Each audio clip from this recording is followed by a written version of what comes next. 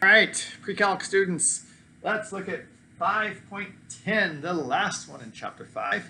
Why not? It's just the algebra ones, which doesn't mean just algebra, they can be tricky. So this first one, 510a here, it looks like a mess, right? It's like, what? We've got to solve for x. But you can guess they did this on purpose. This thing down here factors into these guys, okay, to make it easy. So whenever you see something horrible like that, it's like, okay, it can't be that bad, right? So let's try that out. So we have 30 over, it's probably those multiplied together, x plus 3, x minus 7. We check it, x times x is x squared, plus 3x minus 7x gives us minus 4x, 3 times negative 7 is negative 21, sure enough, right? Now, we can get the same denominator over here. This x over x plus 3, we multiply top by x minus 7, multiply the bottom by x minus 7, x minus 7, yep, that's right, multiply this one, top by x plus 3, multiply the bottom by x plus 3, so again, x minus 7, x plus 3. Okay, now, they all have the same denominator, so we can multiply the whole thing by the denominator, and they cancel. They all go away. So we can get rid of that, get rid of that, get rid of that. And now on the top, we just have x times x, x squared minus 7x plus 5x plus 15 equals 30. And you simplify all that, and you'll get a quadratic formula probably, or it's got a bunch of x's in it, x squareds and x's. You'll probably get a quadratic formula. Maybe it'll factor if it's your lucky day. But now is the trick on that one. Noticing it's a common denominator, get them all in the same denominator, and then the denominators go away because they're all the same. All right, now look at b. b, we got a square root. When you have a square root, you square both sides to get rid of the square root. One trick I would do here is get rid of that fraction, the 2 in the bottom. You don't have to, but it's nice to not deal with fractions. So if we multiply the whole equation by 2, we get 2 square root of 5x minus 4 equals 2 times x over 2 is just x, or we multiplied by 2. 2 times 2 is 4. Now we don't have fractions. Now if we square both sides, now don't forget to square the 2. Okay, it's easy to forget. Everything is squared. This becomes 4 times 5x minus 4. That squared, give it the square root, equals x plus 4 squared, which is x squared plus 16 plus 2 times multiplied together, so that's 8x. Multiply this out, 20x minus 16, 20x minus 16 equals all this stuff. Then put the terms together. Put them all on one side. Looks like it's going to be a quadratic formula because you got an x squared. I'd put them all over here, so it'd be plus 32 minus 12x or something, and then solve for x. Okay, now they want perfect answers, so if you don't, I think you do get perfect numbers from them. Maybe it factors. I don't know. Okay, part C is similar to D. We have 2 square roots. So I'm going to do D instead and leave you guys to do part C.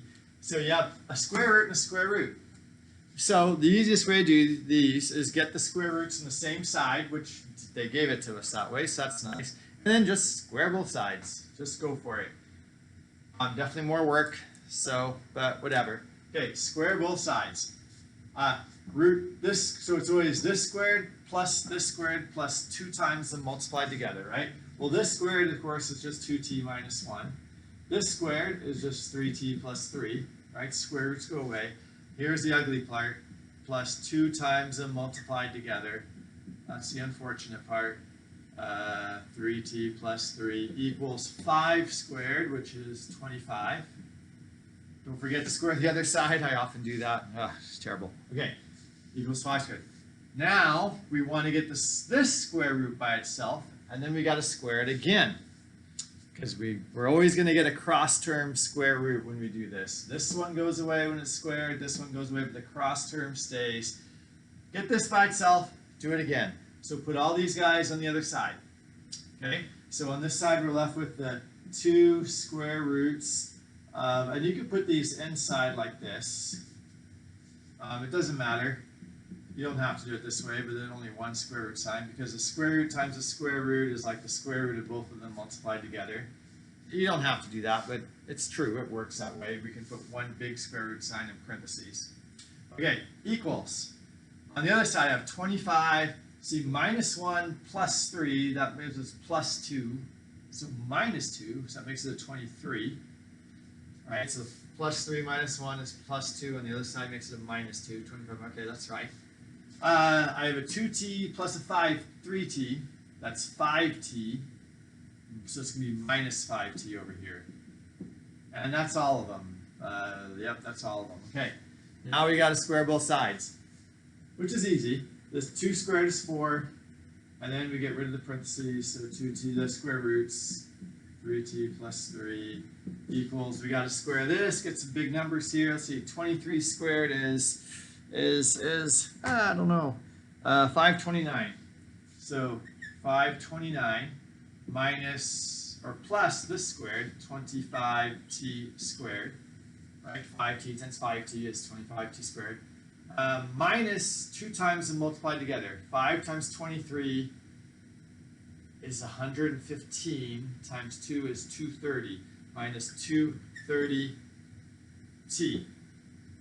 minus multiply together.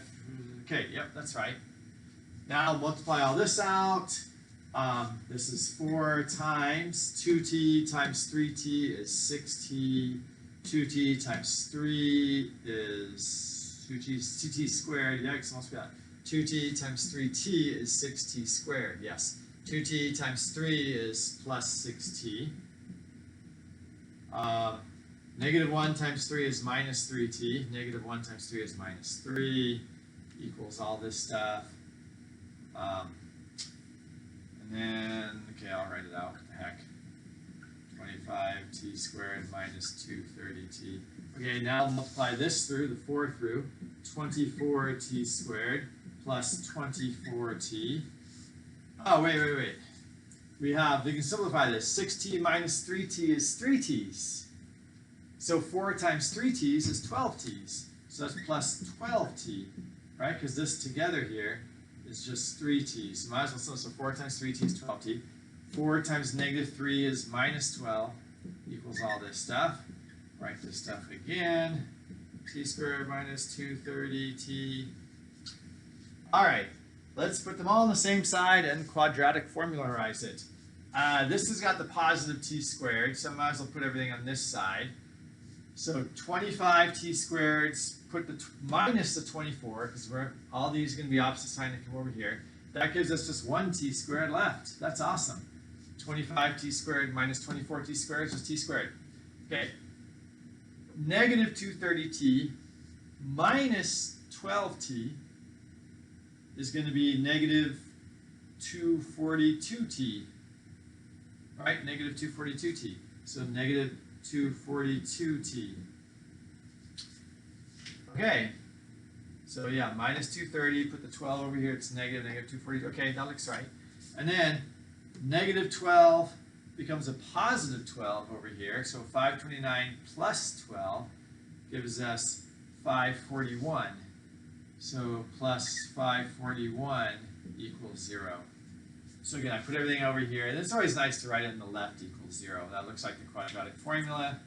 And okay, so so let's see. Quadratic formularize it. T is equal to negative b, which is 242, plus or minus the square root of b squared, 242 squared. You could put negative, but squared doesn't matter. Minus 4 times a, which is 1. That's always nice when a is 1. Times c, which is 541. All over 2a, that's just 2. All over 2. This is equal to, and they said they want the perfect answer, so we don't actually have to do the square root. We'll just leave it as a square root. We could take that out. We could divide that by 2 if we wanted to. I don't know what the answer in the book did, but that would work. 242 divided by 2 is 121. So this is equal to 121 plus or minus this square root on the top.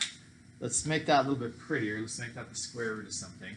So 242 squared, and it's minus that, right? minus 4 times 541 equals 56,400. So it's a square root of 50, what did I say? 56,400, and that's divided by 2. Okay.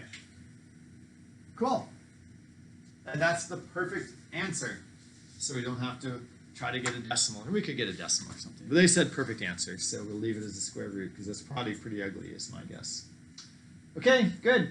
Hope it all makes sense. Be really careful with algebra. Just check your answers. It's terrible to make a mistake. But you can always, and then you can always know if you made a mistake because you can take your answer and plug it back in. Now, this is a horrible thing to plug back in.